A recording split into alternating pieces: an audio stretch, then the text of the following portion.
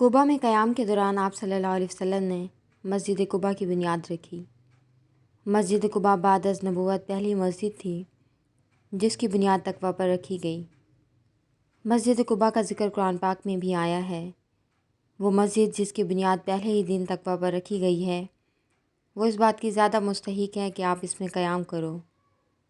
مدینہ کے یہود نے بھی ان دنوں ایک مسجد تعمیر کروائی تاکہ مسلمان قبا کی بجائے ہماری مسجد میں نماز پڑھیں، لیکن وہ مسجد نیک نیتی پر تعمیر نہیں کی گئی تھی، اس لیے اس مسجد کو اللہ نے مسمار کرنے کا حکم دیا اور پیغمبر اسلام صلی اللہ علیہ وسلم کو اس مسجد میں نماز ادا کرنے سے منع فرما دیا۔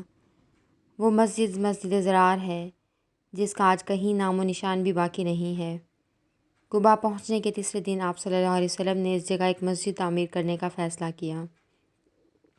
مسلمان انصار میں سے ایک شخص نے مسجد کے لیے زمین بطور ہدیہ پیش کرنی چاہی، لیکن حضرت پیغمبر اسلام صلی اللہ علیہ وسلم نے فرمایا کہ میں اس زمین کو خریدنا زیادہ پسند کروں گا، لہٰذا آپ صلی اللہ علیہ وسلم نے وہ زمین خرید لی۔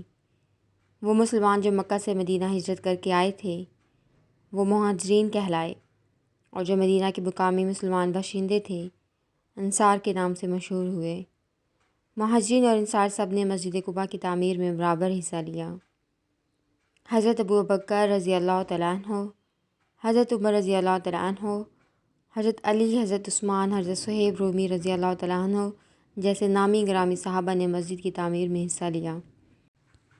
حضرت اسید بن ظہیر انصاری رضی اللہ تعالیٰ عنہ سے روایت ہے کہ رسول صلی اللہ علیہ وسلم نے فرمایا کہ مسجد قبا میں ایک نماز ایک عمرے کے برابر ہے، اور حضرت سہل ابن حنیف رضی اللہ تعالیٰ عنہ سے روایت ہے کہ رسول صلی اللہ علیہ وسلم نے ارشاد فرمایا کہ جس نے اپنے گھر میں طہارت حاصل کی یعنی وضو کیا، پھر مسجد قبا میں آیا اور اس میں کوئی نماز پڑھی تو اس کے لیے ایک عمرے کے برابر ثواب ملے گا۔